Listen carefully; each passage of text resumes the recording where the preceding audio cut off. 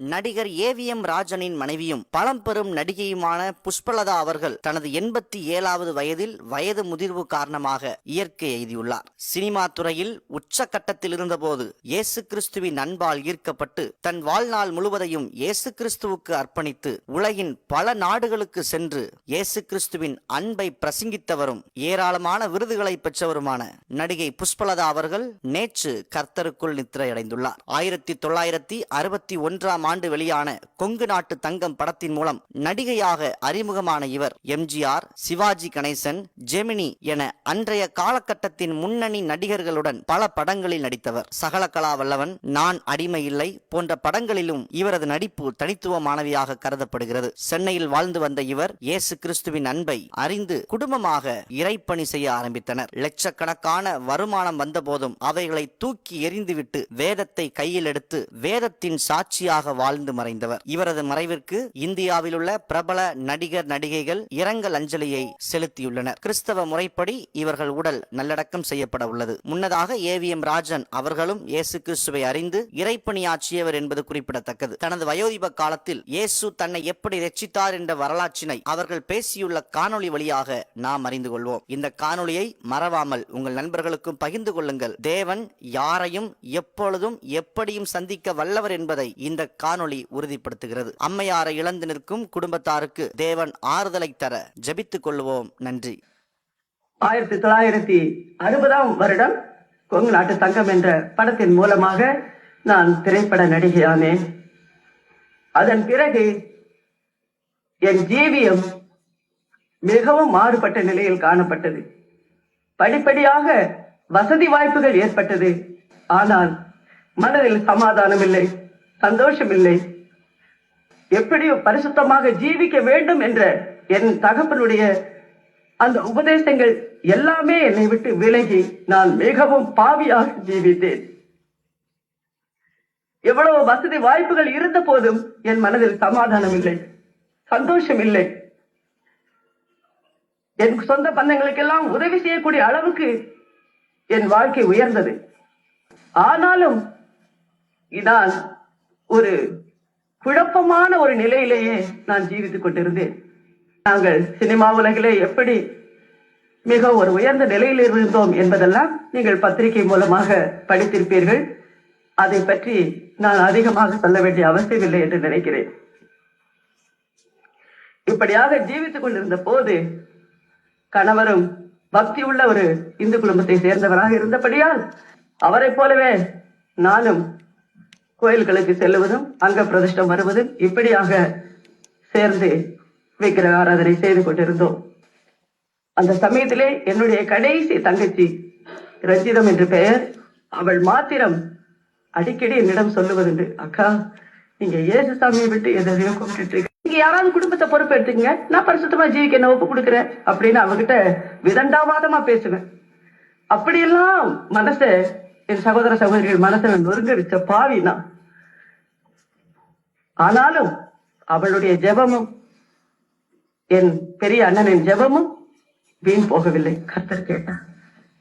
அந்த சமயத்திலே நான் ஒரு நாள் சாயங்காலம் உட்கார்ந்து வீட்டிலே தனிமையா இருந்த போது என் ஜீவியம் ஏன் இப்படி ஒரு நிர்பந்தமான நிலையான ஒரு ஜீவியம் ஏற்பட்டது என்று எனக்குள் கலங்கி தவித்து அழுக தொடங்கினேன். அப்போது என் தேவன் என் இருதயத்தில் பேச ஆரம்பித்தார். உன்னுடைய துன்மார்க்கமான இத்தனை ஜீவியத்திற்கும் நீ என்னை மறுதளித்ததே காரணம் என்பதை எனக்கு சுட்டிக்காட்டினார். பிரியமானவர்களே, நாங்கள் கர்த்தருக்குள் வந்து ஞானஸ்நானம் எடுத்துக்கொண்டு நாங்கள் ஜீவிக்கும் எங்களை ஒப்புக் கொடுத்து கர்த்தருக்குள் ஜீவிக்கும் ஆரம்பித்த புதிதிலே எங்கள் சொந்த பந்தங்கள் எங்களை பார்த்து சொன்ன வார்த்தை சில பேர் சொன்னார்கள். எத்தனையோ வேஷம் போட்டாங்க, அதுல இது ஒரு வேஷம் அப்படின்னு கூட சில பேர் சொன்னாங்க.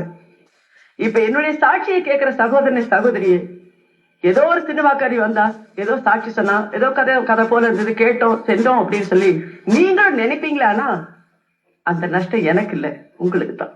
கர்த்தர் உங்களை ஆசீர்வதிப்பார். இப்படியாக நான் ஜீவித்துக் கொண்டிருந்த போது 84ஆம் வருடம் என் தேவன் என்னை உணர்த்தினார். அதன் பிறகு என் மனதில் தெளிவு ஏற்பட்டது. என் கணவர் இருக்கும் அந்த முரட்டாட்டமான நிலையிலே அவரிடம் நான் இதை என் இருதயத்தில் ஏற்பட்ட அந்த ஒரு மாற்றத்தை சொல்ல எனக்கு அதிக பயமாக இருந்தது.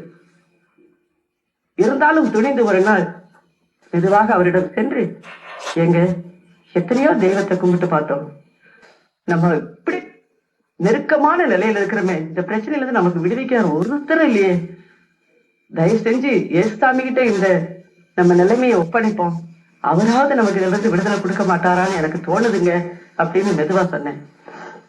நாங்கள் மொத்த குடும்பமும் கர்த்தரின் அடிமைகளாக ஜீவிக்க கர்த்தர் கிருபை தந்தார். நாங்கள் ஒன்றுமில்லை, எங்கள் பக்தியும் அல்ல, எங்கள் சுய புத்தியும் அல்ல, ஒன்றுமில்லை. தேவ ஆவியினாலே ஆகும் என்ற வாக்கு தத்துவத்தின்படி, பலத்தினாலும் அல்ல, பராக்கிரமத்தினாலும் அல்ல, என் ஆவியினாலே ஆகும் என்ற அந்த வாக்கு தத்துவத்தின்படி ஆண்டவர் எங்களை ஆசீர்வதித்தார்.